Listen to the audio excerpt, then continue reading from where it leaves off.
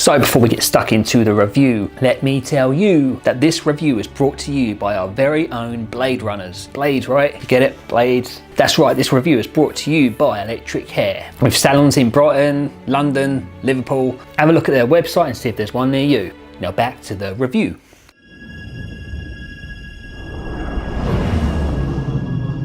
I thought you might be able to help me with the case.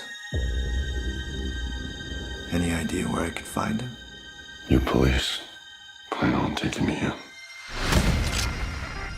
I would much prefer that to the alternative.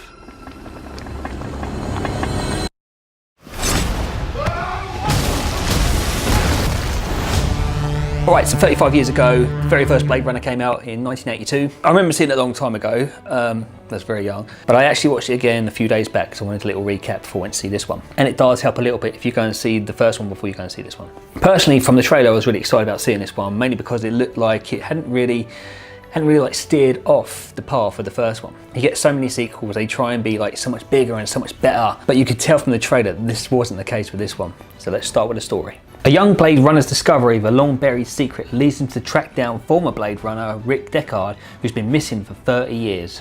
So obviously the young Blade Runner is Ryan Gosling, and Rick Deckard is Harrison Ford.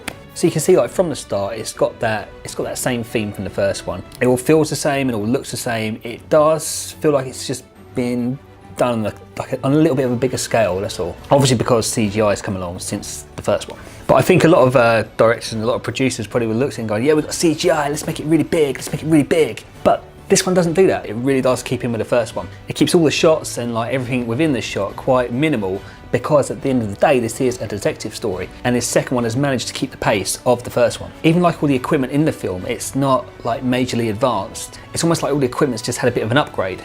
Just slightly. The music's very similar to the first one, and even the costumes are very similar to the first one. I think what the director's done, his name's Dennis, I'm not going to pronounce it. Why have they always got these foreign names I can't pronounce? Anyway, this director, Dennis, I think he must have like watched the very first Blade Runner and he's just been so influenced by it. And obviously with Ridley Scott on board, everybody had massive talks about how it's going to look. But it was an absolute delight to watch. I really enjoyed it. I mean, it was just visually stunning. The sets just looked absolutely amazing. Ryan Gosling and the entire cast did a really good job. But I do have a warning for you, all right? It is almost 3 hours long. It's like 2 hours and 40 minutes. I got into the cinema at 11 o'clock in the morning. I left at 2 p.m. So including the 20 minutes of trailers before the film, it's a total of 3 hours. But overall, it's just a great sequel. Like I say, this is a sequel that has matched the first one. It's not trying to be any better, and I think that is why it works. Independence Day did it.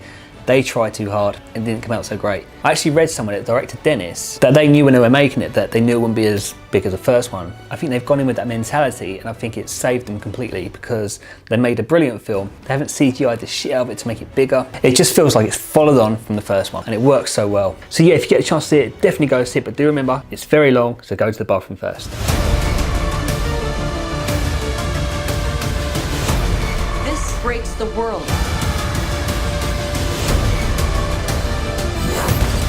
We have to go. I'm coming with you. Where is he?